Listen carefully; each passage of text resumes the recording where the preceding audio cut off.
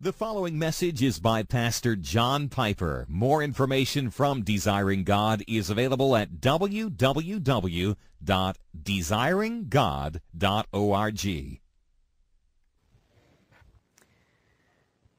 One of the truths of the Bible that I and we at our church back in Minneapolis embrace with trembling joy is the truth of God's supremacy in all things.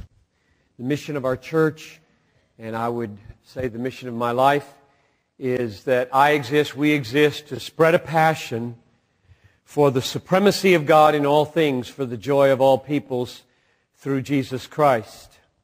And when we say that we exist to spread a passion for the supremacy of God in all things, we don't mean we exist to spread a passion for the supremacy of God in all things except Katrina, or all things except Pakistan, or the supremacy of God in all things except your mother's cancer, or the supremacy of God in all things except your little brother's leukemia. There are no excepts. We exist to spread a passion for the supremacy of God in all things, period. No exceptions. All things.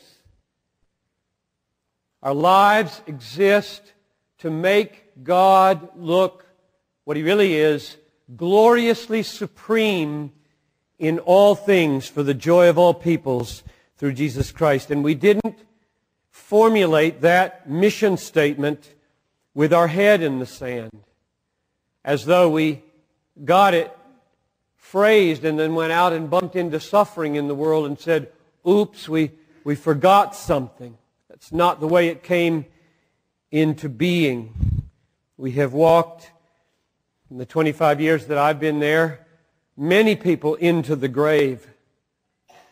Some of them at age 5 hours, and some of them at age 5 months, and some 5 years, and some 5 decades, and some 8 decades.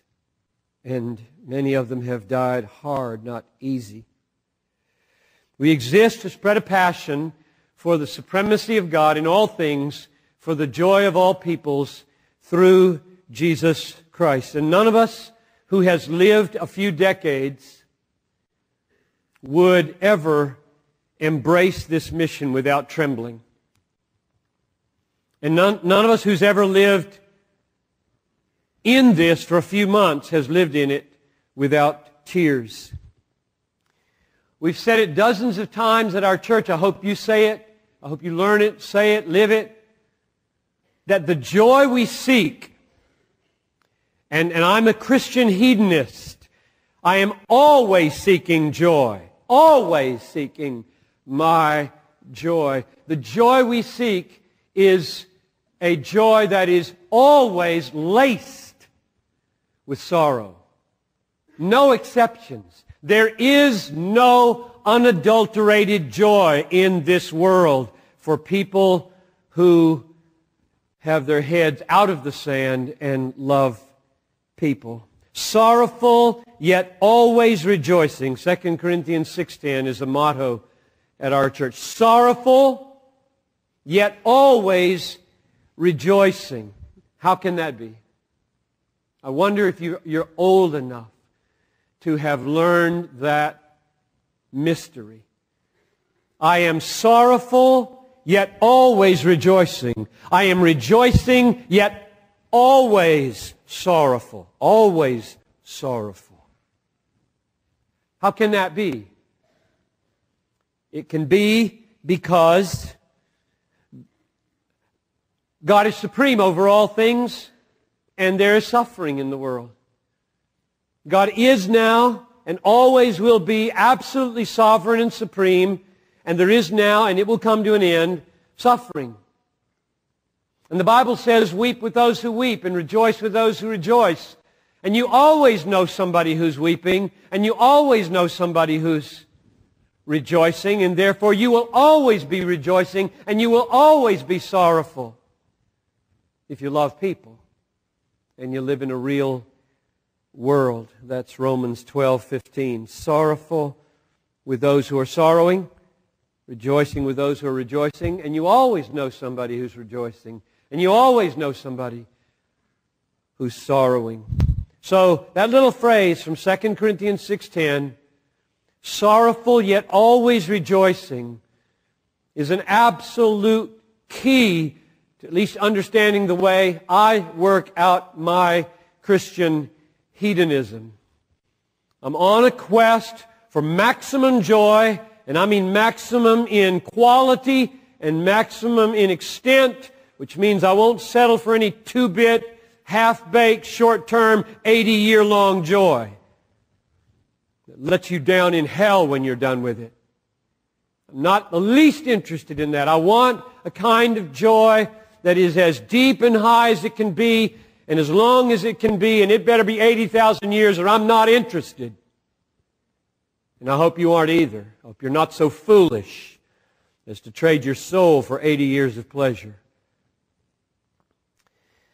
So, it came about that a few weeks ago, the anniversary of 9/11 happened on a Sunday. And we gave a lot of thought to that at our church and what we ought to do with it. And so these reflections are partly because of that.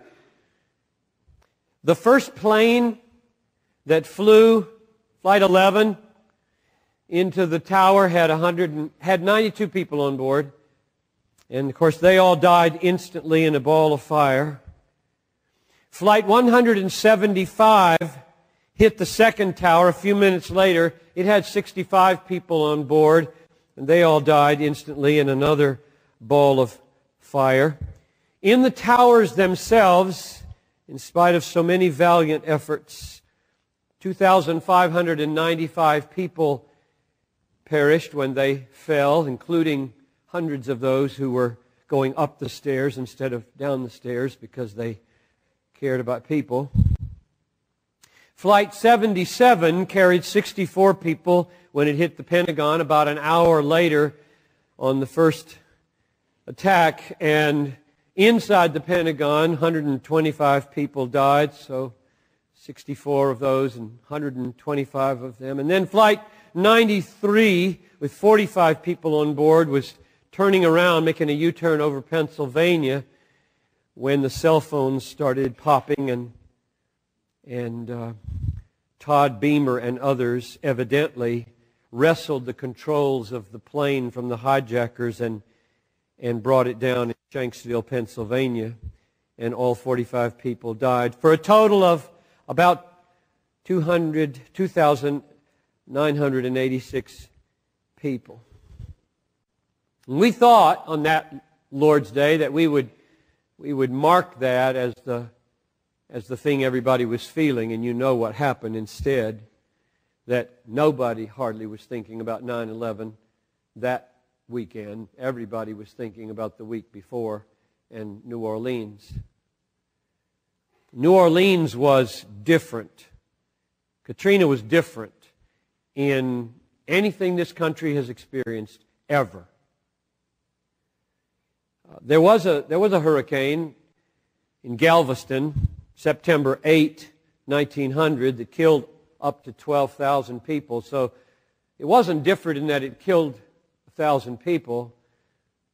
The quantities were far greater with other hurricanes, especially that one. But it was the first time in the history of this world, this country, that a city was totally emptied. A major city totally emptied and so devastated, with hundreds of thousands of people being displaced, some of them to our town, even in Minneapolis. So we were thinking about that, and now if we were marking anything, we would be thinking about Pakistan, and what is the number? Has it gotten beyond 80, 90,000 people taken out in one earthquake? And I want to make sure you don't think naively about this, as though the cost of life there was unusual. in any of those? 9/11, Katrina, Pakistan. You know, don't you, that 50 million people die every day in this world. 50 million people die every day in the world. 6,000 roughly every, what would that be? Hour?